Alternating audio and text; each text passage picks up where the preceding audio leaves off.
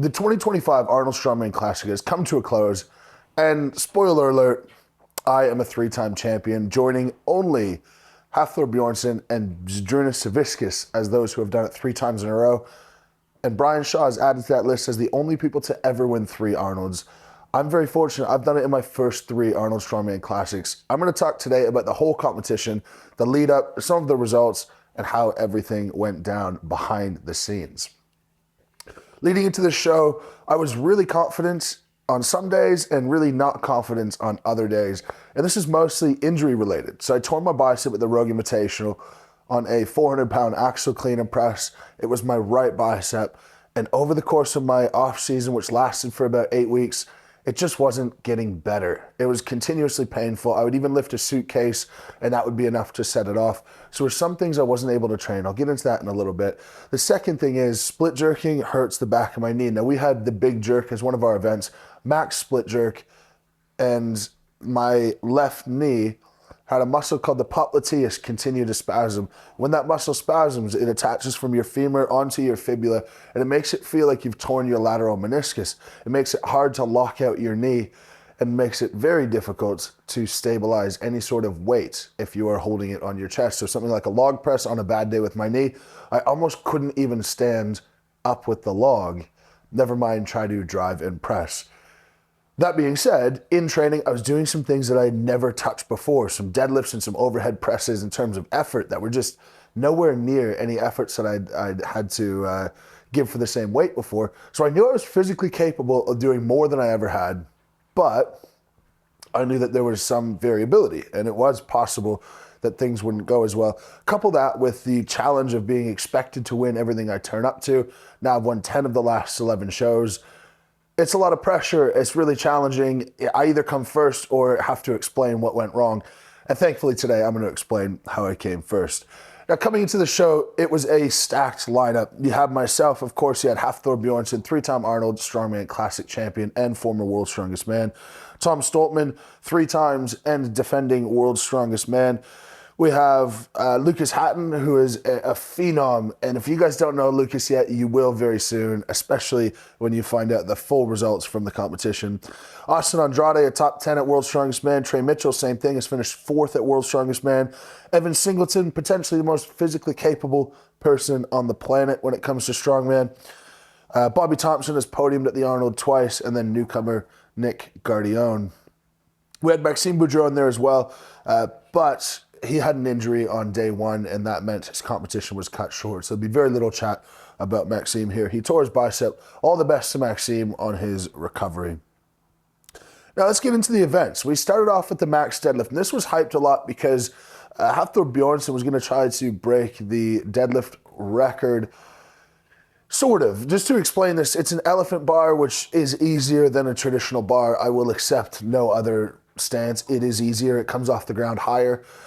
And he was going to lift 501 kilos, which Rogue put out a prize purse of $100,000 if he was able to do that. And he was really the only one reasonably capable, or so we thought, leading into the event. And so it was really exciting to start off this way. It started this way for the last 3 years at the Arnolds, and I knew I was capable of something really special. That being said, you got Thor sort of in his league of his own. Then you got Trey Mitchell, Austin Andrade, myself, Evan Singleton, Bobby Thompson, all as guys who have pulled 1,000 pounds before. Those are really important points to me because I truly believe that Lucas was my biggest competition coming into the show when I looked at all of the events. And either Lucas or Evan on a good day would really push me for the win here. And I need as many points as possible between me and Lucas. So the results. We started off with, it's a rising bar system, so we start the weight fairly low and relatively predictable bottom half of the field. Not the strongest event for Nick Gardione. He put in a lift of 354 kilos. A bit of a surprise. Tom Stoltman, 391 kilos. Something was just not right with Tom this weekend. He battled hard to the end, but he just wasn't able to put in his best performance. I expect that to be rectified, and he will bring his best to World's Strongest Man to defend his title. We then had Lucas Hatton at 420 kilos, which is a really good lift for Lucas. He executed that very well. Austin Andrade up at 436. He narrowly missed his next jump up and could have gained some significant points. Evan Singleton, 438 kilos, also missed his final attempt, which would have put him close to the 1,000-pound mark. Trey Mitchell hit 445 kilos, Bobby Thompson 447 kilos, and then I hit 450 kilos. My opener was 950 pounds or 431 kilos. This was where I finished the competition last year. But last year I had a torn groin, and that impacted my training considerably for the deadlift going in. I had my last heavy pull on a standard bar at 425 kilos, and it felt really easy to me. And when I am able to select my attempts, I don't see a reason to select an attempt that is going to be a warm-up rep, that's going to earn you no points. There are advantages to choosing heavier weights because then you can see what other guys are choosing to lift. So I figure I'll open heavy at 430 kilos because I know that I can absolutely do that, or 950 pounds, and then move on from there. My second attempt, I then put in at 450 kilos, which is 992 pounds. This hurt my soul a bit because I want to be able to say I pulled 1,000 pounds raw, but it made no sense for the competition. At this stage, there were a few guys who I just had to leapfrog, and if I hit that lift, I was going to get the points that I was looking for. So I pulled 992 pounds, but that was the easiest 992 pounds that I've seen in a very long time. I think that's not that far off from how easy Thor pulled 1,000 pounds last year.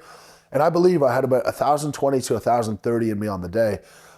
And for anyone who's doubting my potential capacity to deadlift 505 later this year, watch that lift. Put a suit on me.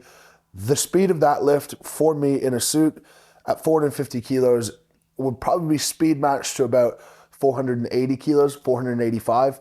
And did I have another 20 kilos in the tank?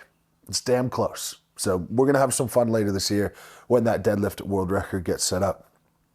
Now, Thor, clear winner on this one. He ended up deadlifting 1,025. He missed the 501 kilo mark, which is about 1105.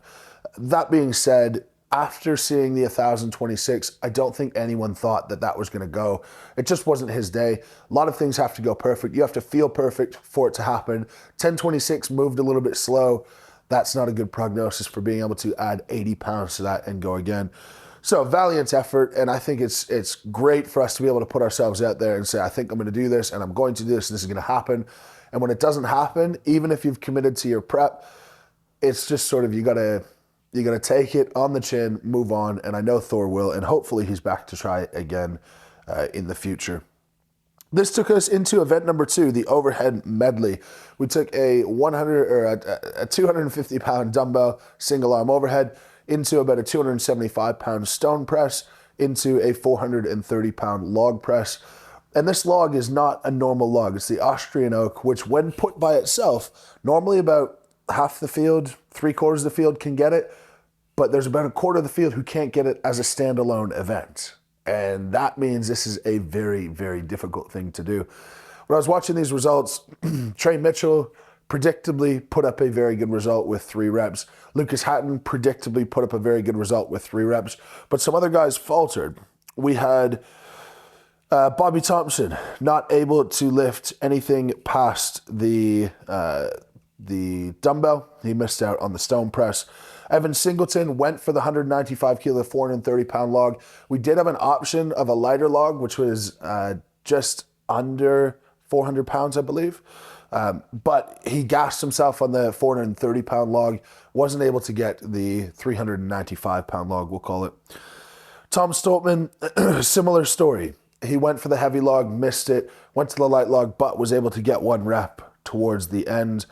Hafthor Bjornsson, next up on the list, he got 2 reps on the light log, and his 2 reps on 175 looked very easy. Genuinely speaking, this is the first competition where I can actually say I've seen progress on Thor's overhead press, and it's substantial. It looked like he had taken a step back at the Rogue Invitational when he couldn't hit the 175 kilo log for a single rep, and here he did it for 2, very fast, very easy, very smooth. So it's great to see Thor getting back into contention. Now we're into the top 4 in this event. Austin Andrade, he managed the heavy log for 1 rep, of course, after the dumbbell and the stone. He did it somewhat slow. Now, I had the privilege of going second to last. I knew that Thor wasn't going to be top on this event, who was going last since he won the deadlift.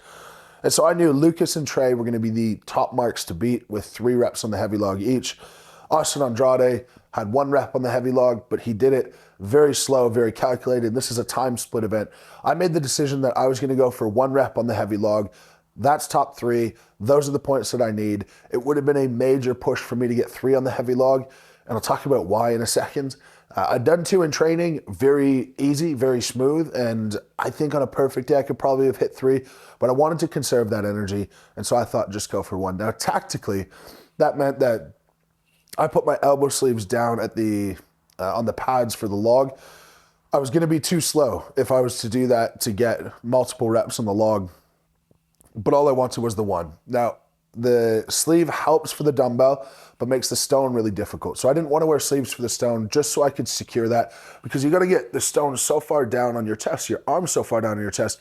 If you've got elbow sleeves restricting elbow flexion, it can become really challenging to get your hands underneath that stone.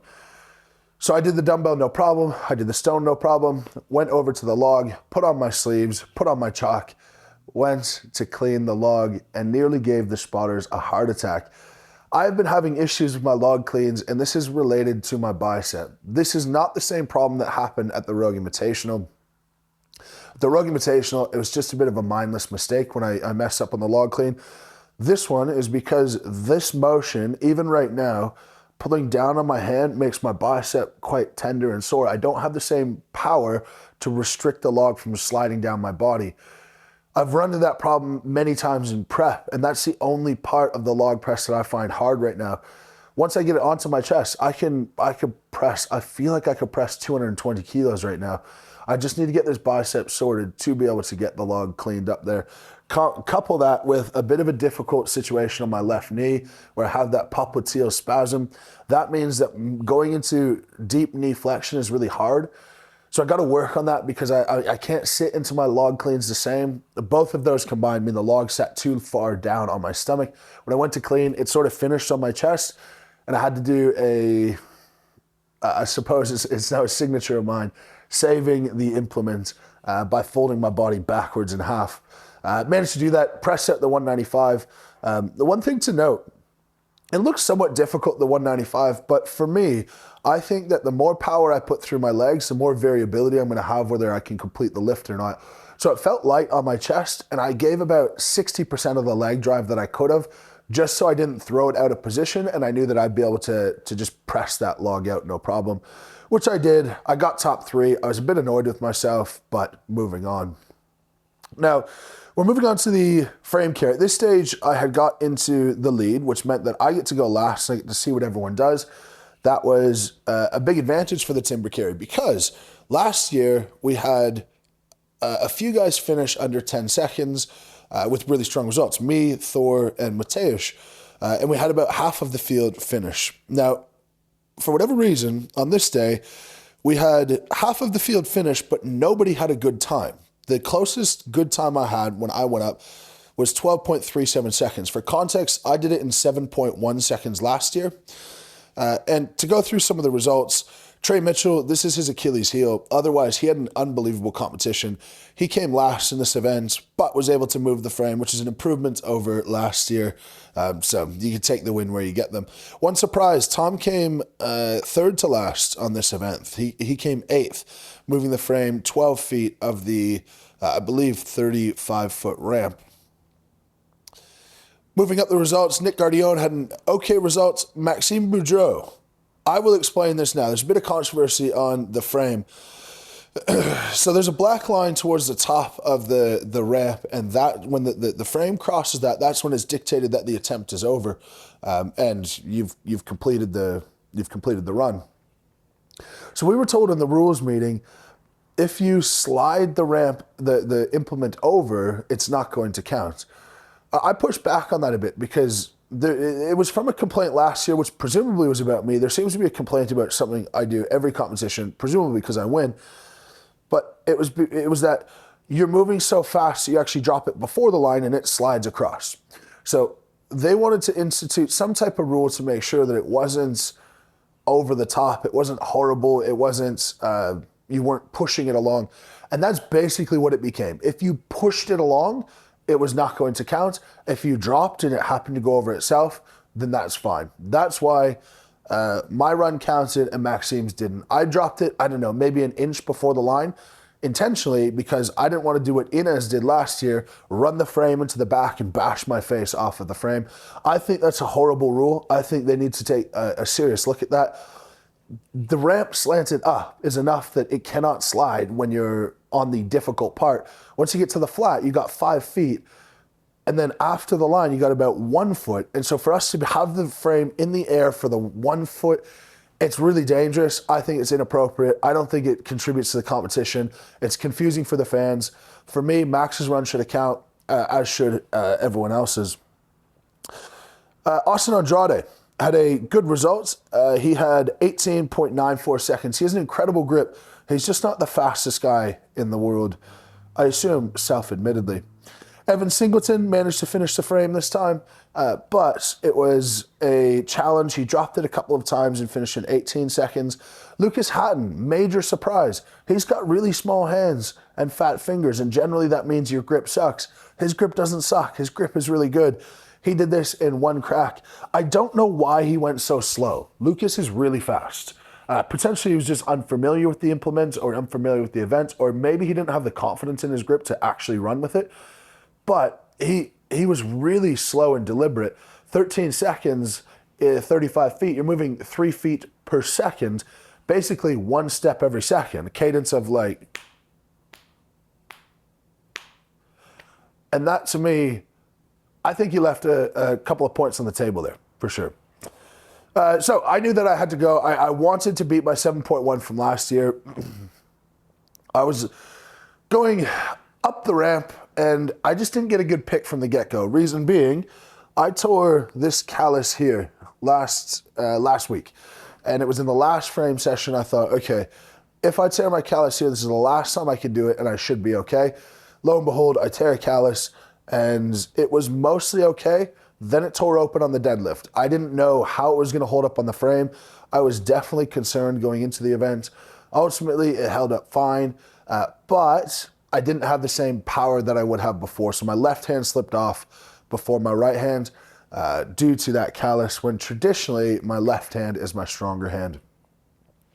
So I got about 3/4 of the way up the ramp, dropped it, and one massive thing that I take a lot of pride in is I was able to pick that up very quickly, which is difficult. For those who don't know, we pick up the frame from an elevated surface, so if you drop it and have to pick it back up, you're picking it back up from quite a low position. But I was able to pick it up, I would estimate maybe 1 second after I dropped it and carry it over the line in 1 crack. In the past, when I dropped the frame, I was not able to pick it back up very well at all. And I'm going to take this as a small win for my grip strength, even though my result was worse. The fact that I was able to drop it, pick it back up, walk several steps, and then drop it on my own volition after that, I'm taking that as a moral victory of ways. That wrapped up day number 1. I was in the lead by, I believe, 4.5 points over Lucas at this stage. Thor was, I think, tied with Lucas, and Trey Mitchell was in 4th place. This took us into the big jerk. This was one of the most contested, exciting events of the competition. And the execution from the guys on this was phenomenal. When I was looking at training lifts, I was thinking very few guys are going to hit 500 pounds, especially on day 2. A lot of guys are putting stuff out there. I know they think they're going to, but it's stereotypical. I'm going to do this and then falling slightly short of that. But this was electric. It was absolutely electric.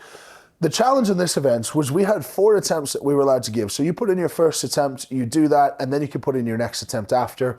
But if you failed any attempt, you were done. It wasn't like the deadlift where you could take another crack after a couple of minutes rest. So when it comes to split jerking, I was relatively nervous. I had split jerked from a front rack for preparation for the axle clean and press world record. But when you split jerk from a front rack, you can split, lean back, and press out. Well, when you split jerk from a back rack, it sort of has to land in position. And if it doesn't, it's very difficult to save. There have been times when the bar has gone behind me and fallen onto the ground. In fact, my video with Joe Kovacs with 220 kilos, the bar fell off of the jerk blocks when I failed at one time. And if that happened to me, that would mean I'd zero the event. Now, there's an advantage to starting heavy, but there is also a big risk to starting heavy. In this case, I started with 474 pounds. This is 215 kilos, and something that I was very confident that I could hit, but not 100%. Technically, I didn't do this one very well. I didn't fully commit because I just wanted to just secure it, be a little bit cautious, just throw it up there a bit. My back foot was in a bad spot, so it was okay. I got it up, but not great. Everyone was in at 215, still at 474 pounds. So then I jumped a couple of guys with a very small increase on that lift to 222 kilos, or about 487 pounds. I hit that lift better than I hit the lift before. I was a little bit off balance. My left elbow unlocked a little bit, but I was able to get that lift. And I thought that, okay, this is going to secure decent points. Moved up to 232 kilos, which jumped over a whole bunch of guys. At this stage, guys like Thor were still in, Tom was still in, Trey Mitchell was still in, Bobby Thompson was still in, all of these guys who were doing push presses behind the neck. And I thought, like, there's no way that they're going to get north of 500 pounds. 232 is going to be good points. 232 kilos is 511 pounds. So I'm watching these guys go because I'm the last one of the 511 pound guys to go. And I watch Tom hit it. I watch Thor hit it. I watch Austin hit it. I watch Evan hit it.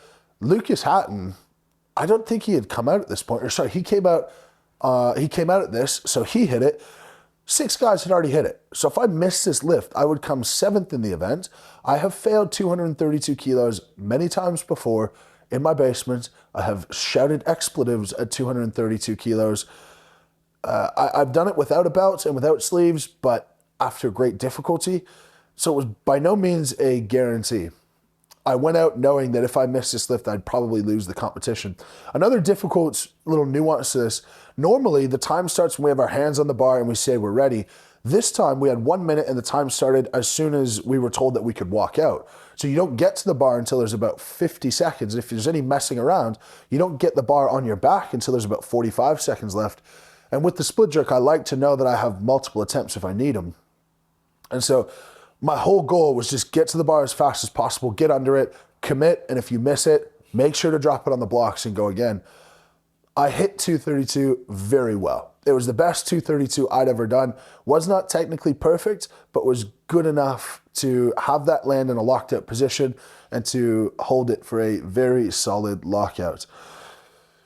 Now, it left me in this massive tie of people in, ultimately ended up being tied for 4th.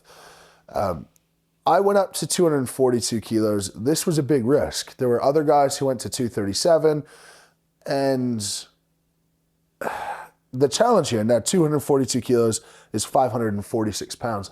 The challenge here is all these guys started to miss those lighter attempts, meaning that I've now taken a 10 kilo, 25 pound jump for virtually no reason because I could have just jumped 5 pounds, done the exact same thing I just did, and got out of that massive backlog of 4th place, which ended up being 4 guys tied. It would have been 5 of us tied in 4th place. We all would have split those points, and it would have been catastrophic for me to try to come out on top. So all these guys miss. I go out knowing 546 pounds on the bar. I hit this or I'd probably lose. I have never hit this before. My best was 240 kilos. And when I hit 240 kilos, I believe I hit it on my 3rd or 4th attempt. And I didn't have that luxury. I had to go out, execute, and hit it straight away. The adrenaline plays a part, absolutely. Performing under pressure plays a part. I went out there and 242 kilos did not feel like 242 kilos on my back. It felt like maybe 225 in training. It felt really comfortable, really solid. I had the time to do proper mobility beforehand so that I could get into a good lockout position. And that 242 was the best split jerk that I've ever done. I would give it a score of maybe 5 out of 10. It's not that good.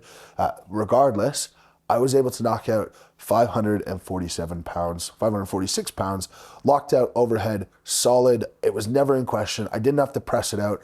I was very, very proud of that. And that for me is the lift that ended up winning me the competition.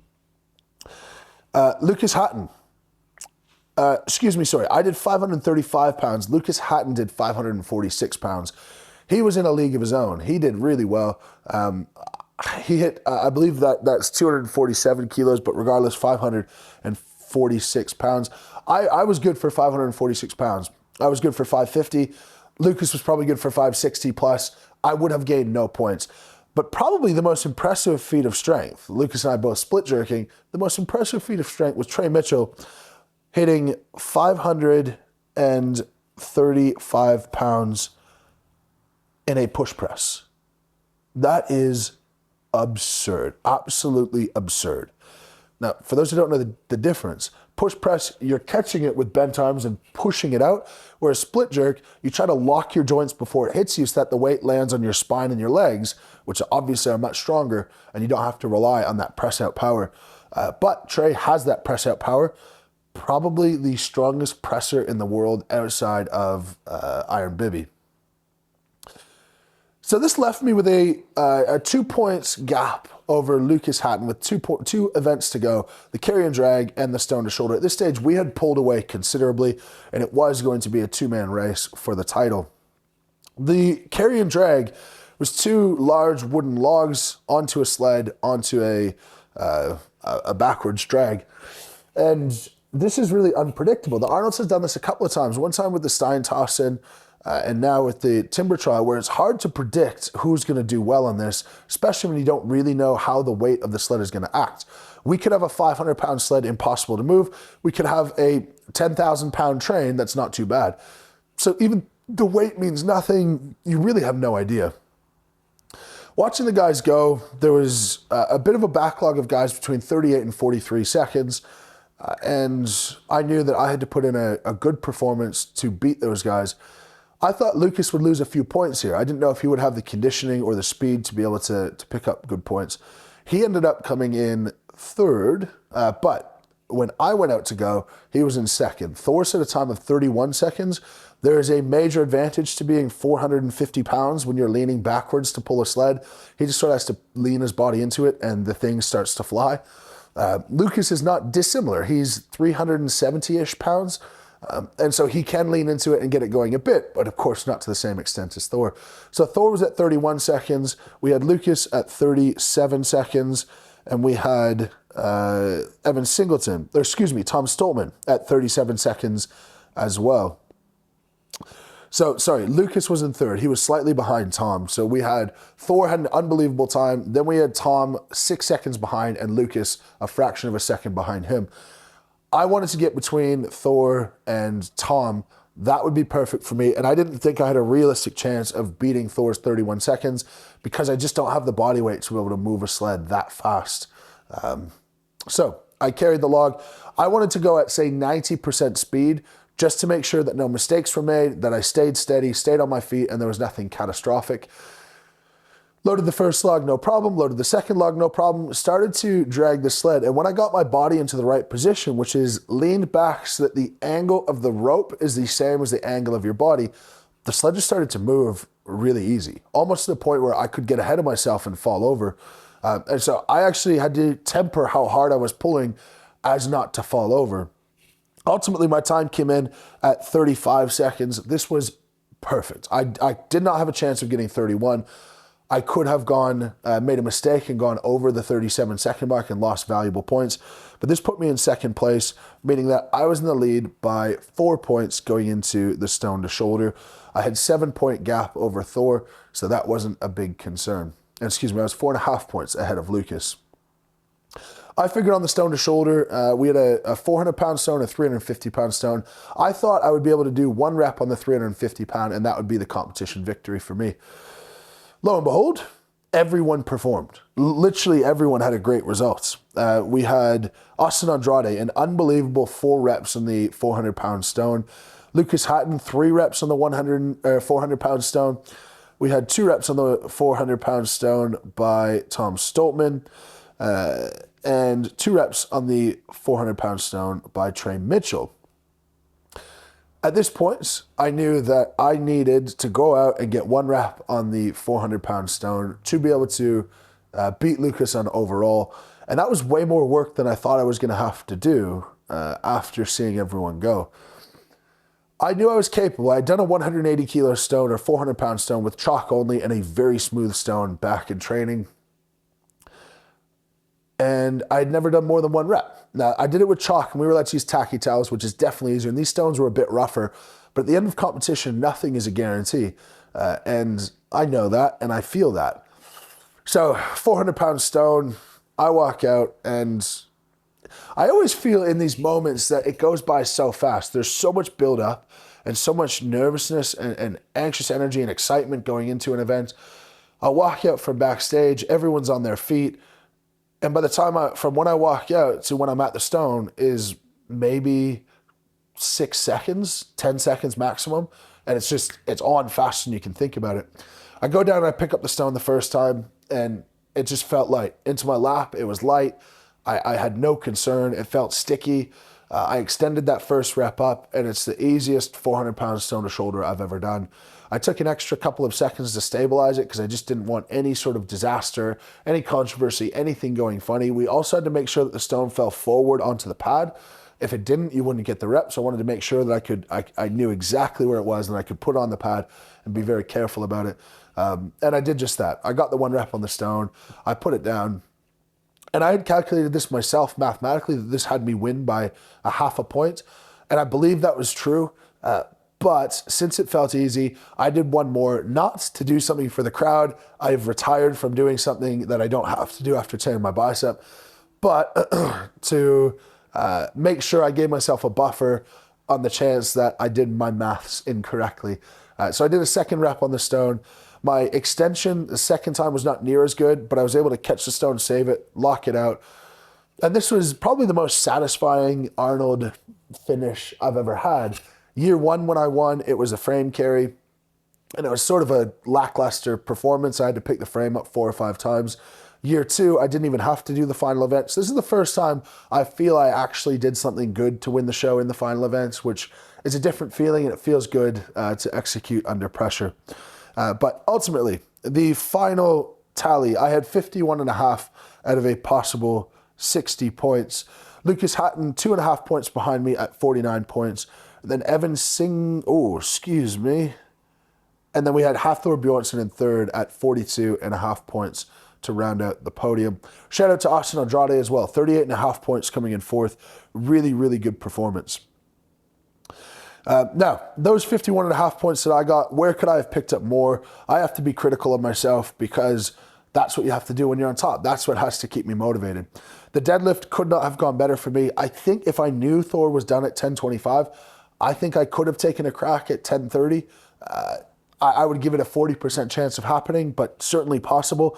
Probably would have taken too much out of me anyway, so what's the point? With the overhead medley, the log clean is something I'm disappointed in. I need to get that better. I need to correct that because that's ultimately what held me back from being able to do 3 reps on that log. And I probably left 2 points on the table of just executing and being at my best. The timber carry, I need to rethink my grip training. I bought one of the Thomas Inch dumbbell replicas, so I'll be able to train that. I think I'm going to work hard on training frame and farmers type of stuff as well. A lot of behind the back holds, but maybe more specific to what I'm doing. Maybe I didn't do enough specific grip training.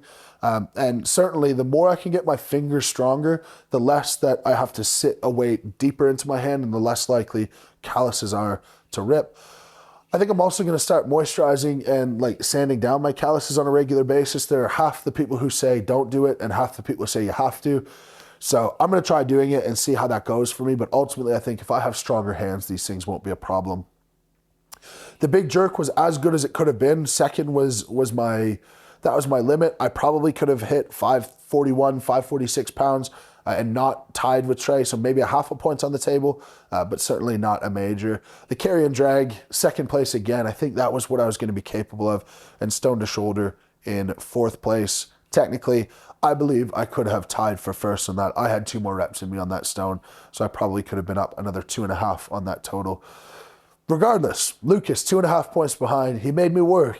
How good? I know that's what fans want to see. That's what I want to do. I want to execute when things matter. I want to put on shows. And so I was given the opportunity to do that. So thank you to Lucas for that. Thank you for going head to head. And thank you for all the boys for working hard and helping to make this sport great and put on a show for the fans. Now, this is the 3rd Arnold Strongman Classic that I've won. I think a lot about my career and how long it's going to go for and what more I want to do. I just keep coming back to there's nothing more that I want to do. But I love to train. I love to compete. I love strongman. I love what it does for me to be able to speak to people like you, to be able to impact people, to be able to grow a brand, to be able to feel like I'm doing my part to make the world a better place. So I am here. I will continue to be here. Get used to my face for the time being. And if you want to come see me compete, please do it sooner than later.